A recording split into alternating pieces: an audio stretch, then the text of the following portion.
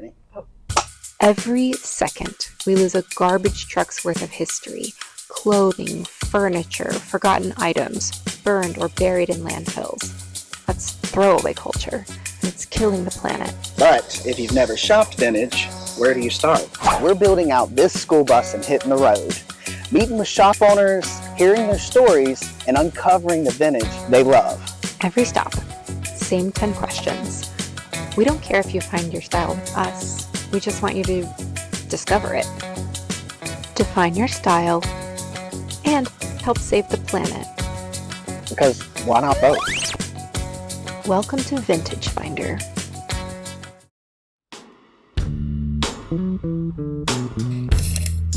Welcome to Vintage Finder. Today we are headed to Asheville, North Carolina to visit one of the biggest names in the city's vintage scene, Eric with Sentimental Eclectic.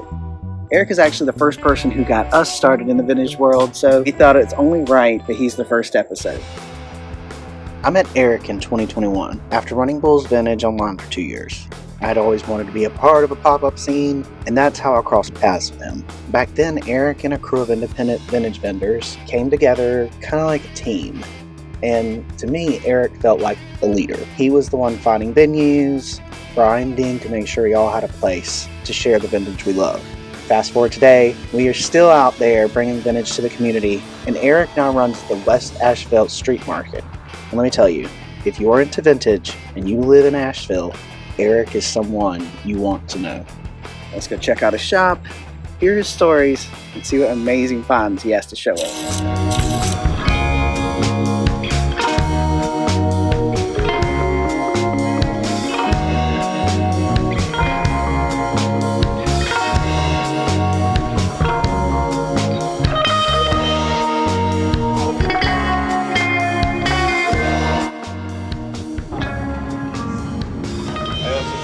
Side and do nothing. I got my big screen. That's gorgeous. When I don't want to turn it there. Okay, so cool. Yeah. That's so cool. So there's no. Now we're on more.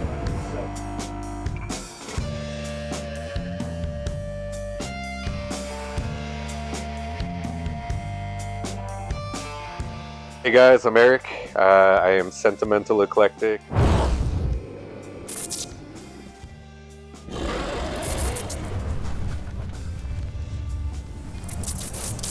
They would be kind of all over the place because that's what vintage is at this point. I think there's so much influence from so many different people, designers, trends. There's really not a way to put a perspective on it. It's not that I do suits and have a haberdashery. It's not that I do funky women's to the extreme of being Betsy Johnson. You know, it's across the board. With my own personal style and love, it would definitely be like the latest of the 60s up until the earliest of the 90s. They would just be a very eclectic looking, everyday changing, fluid of a fashioned human being. The first shop that I had's name was Mad Props, as an idea from a store in New York when I was growing up called Mad Grill. That was a clothing shop and a graffiti store. We closed that store for pandemic. It kind of transitioned into just selling solely by myself, starting to do the markets and stuff. And somebody had posted a box of stuff they found in somebody's attic, and it said Sentimental Eclectica. That's a really cool verbiage. But since that kind of meant what that stuff specifically was, I was like, well, I kind of am the Sentimental Eclectic. So kind of just stemmed out of there. Yeah, I ran with it.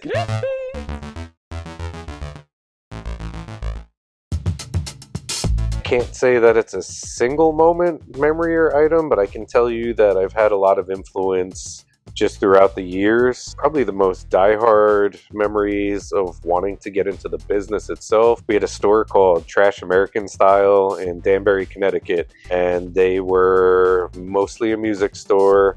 ran by an acquaintance of mine, Malcolm, and his wife, and they would do music and hair dye and clothing resale and like demo tapes for bands, and they were traders. So they would, if you wanted a pair of shoes that was on their shelf, you could bring them a sack of potatoes, and they would be like, here you go, we'll take the sack of potatoes because we're going to use those and eat those, and you can have the shoes. As far as like the culture goes, it really got me started because I was like, you can make money and survive and be in this really fun, cool, hip industry with pre-owned stuff and have young and old people come in wanting to trade and do business with you. I did learn down the line that it runs in my genes.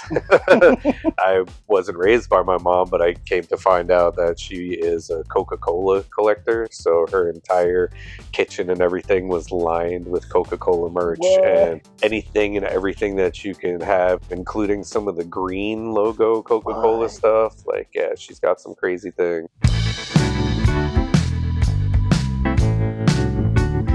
So I've got a lot of things. And my feeling on most of what we own as human beings is that we're renting everything. I mean, things are worth money, but having the value to the point where you're not going to sell it really comes down to emotion. There are, a ton of things that I collect for myself that I probably won't sell just because I like to wear them, I like to have them, I like to see them, but it's not the fact that they're so valuable or something that they wouldn't be worth selling. I guess the one thing I won't sell is my grandfather's Yankee hat. My grandfather moved in with me when I was 25, maybe a little bit later.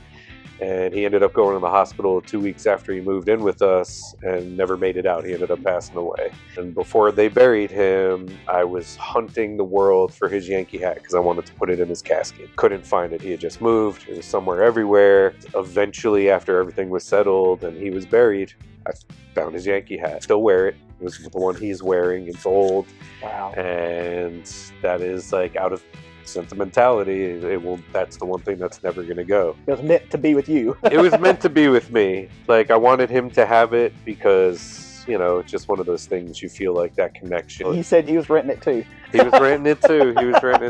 I get to continue that rent. But then to add to that, we just made on a vintage blank, and it has Demon Harley logo on it. With the help of my partner, we put the hat together, and it's a hat that my father had, my birth father, whom I've never met. Through the beauty of Google Lens and everything, I was able to source the patch, create this hat, and that's something else I won't sell because I can kind of connect to him on a level where it's like, I've got his hat. So those are two things that'll definitely, maybe my kid will be like, I'm not burying you with those either.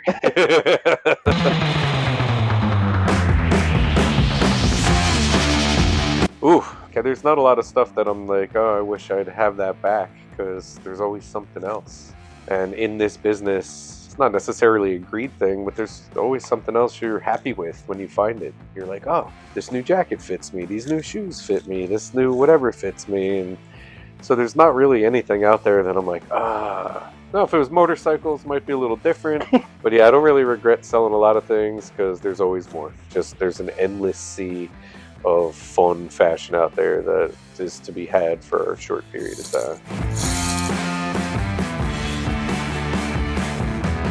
Oh man, let me tell you. So I went to this Goodwill months, and they had this crusty, musty, dusty Crosby, he's a player, Pittsburgh Penguins tee, thrashed up. How it made it onto the racks at Goodwill, like, I have no idea. But every time I saw it, I was like, I should buy that tee. Paper thin. I mean, it's thrashed, it's shredded. Personally, probably would not wear it out of the house, but it's still got character. It still represents the player. It still is wearable. It still has history. It still doesn't belong in a landfill. Honestly, if I didn't buy it, it was going in the trash. Is it more valuable than anything else? Only to me. Now, have I sold shirts that were stained, crusty, dusty, musty, shredded, tattered, that were worth more? For sure. I brought one with me to show you a little bit later, but I've got an old Scorpions tee from a European tour that's pretty well thrashed up. Also not for sale right now.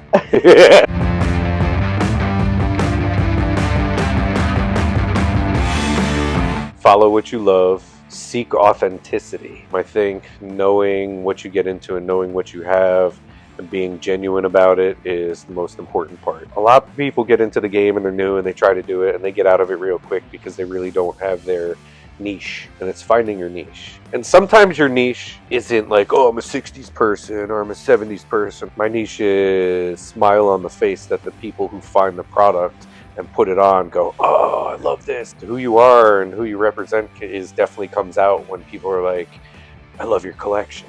I love what you do. Be yourself, but educate yourself, because then people start believing in your self-taught college education of fashion.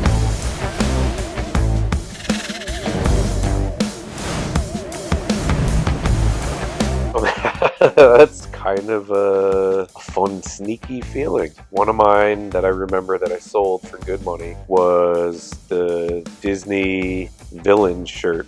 All the women villains, front and back, all over print. And I found it at a small thrift store here in Western North Carolina, and it was like $2. And I literally found it on the rack. It's one of those where you just kind of grab it. Oh my God. You kind of tuck it underneath your pile. And you look around and you run away with it. You run to the cash register. You don't care anymore about anything because you found that piece, and you pay for it as quickly as possible.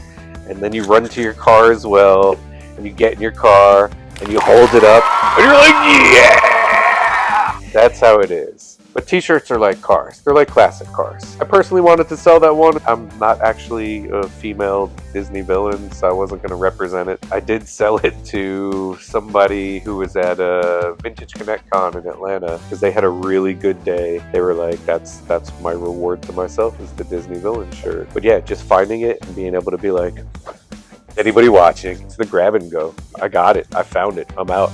Mitchell goes in at your service. And his name was Peppy. Peppy.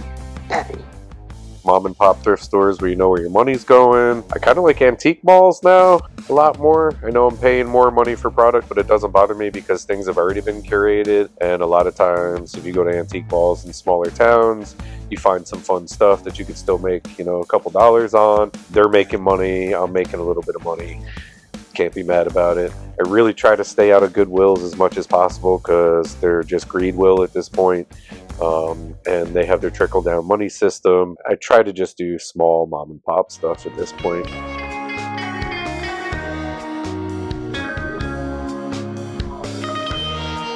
Be something that I wouldn't even wear that often. You can start back in 1940, or you can go there tomorrow. I would love to go to one of those little Italian boutiques in Italy where the little old man is still making the suit, and he's going to custom tailor me a suit, and it's going to cost me some money, but it's going to be that one suit that you put in your closet that's still tailorable forever, that you're going to wear forever. And I think the quality of that, it's an eternal piece. Now you have that one go-to look for every special occasion for the rest of your life. Go anywhere and buy a t-shirt. Quality, couture more or less is there for an eternity. That would be my piece. Now, as promised, here are some of the rarest items in Eric's collection. All right, this is the Scorpions piece I was telling you about, 1993. This is actually the European tour. Pretty thrashed up. Like I said, it's one of the ones with holes and things like that. And continuing on into the music stuff, this is actually a Sarah McLachlan from her surfacing tour. Pretty rare. Back in the day, Sarah McLachlan was the shit before she did the ads with the crying puppy dog. Hi, I'm Sarah McLachlan. Will you be an angel for a helpless animal? I couldn't tell you the year on this guy, but it's old. It is single stitch. I don't collect a lot of music things, but that one's fun just in the collection. 90s, I got this one from Flashback Heat, who I think got from Monday Market Vintage. Old Tori Amos, 98. Classic music shirts. Then I move on to what I really collect. So just like the shirt that I have on, it's a James O'Barr Crow. The one I have on is for City of Angels, which I actually got from you, Lex. And City of Angels was the most underrated one. The original Crow gets all the love, but I like to collect the old James O'Barr artwork ones. So the stuff that actually came from the comics, that one's a 96. Doesn't have a date from the James O'Barr, from the comic book itself. So yeah, super sexy art.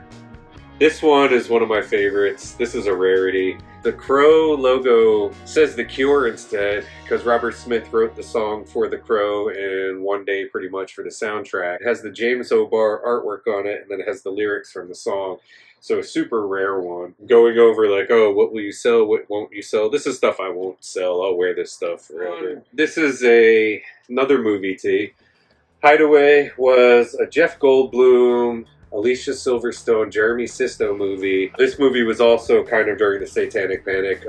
Jeremy Sisto was a disturbed boy who ended up sacrificing himself. It was a battle between heaven and hell, but it was done in mid-90s computer graphics. It was just a very dark movie, but it was very underrated. Not a lot of people know about this movie. If you haven't seen it, go and see it. It's just one of my favorites, and people are like, what is Hideaway? This next one I happen to get from you, and this goes into one of those, I'm never gonna sell it, and I'm not sure if you remember the story behind it, but the Harley-Davidson Sprint was my first motorcycle. That is the Harley-Davidson Sprint on there, which I ended up selling to a buddy who became a motorcycle cop.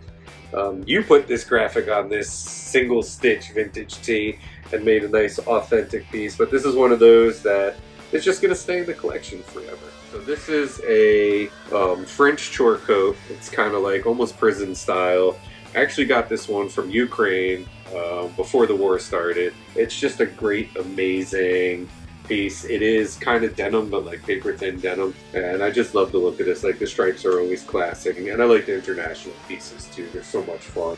Obviously Japanese. This thing is like, I guess, a Haori style sleeveless vest, made in Japan. Old, just denim, and I just love it. And this one's super special to me. I am not Gloria, but this one is a late 80s Buick Grand National jacket. I know Buick Grand Nationals have a lot of hype right now because of Kendrick Lamar and his whole GNX movement. Special to me because Buick Grand National was my first car. It wasn't nice, it was a beater one. So when we found this, I was like, oh, that thing is so stellar. So because everybody's always into denim and old and crusty and what we were talking about earlier, I got this one from my buddy Simon at Fleetwood's. He got this one in as part of a trade on something, and I was like, I need that jacket. Intent was to do some Sashiko repairs and add some stuff to this.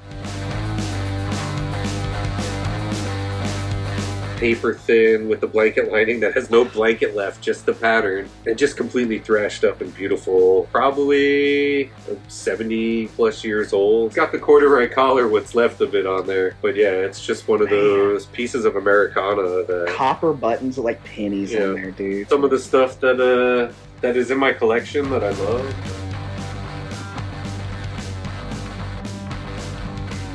Pull a question out of here.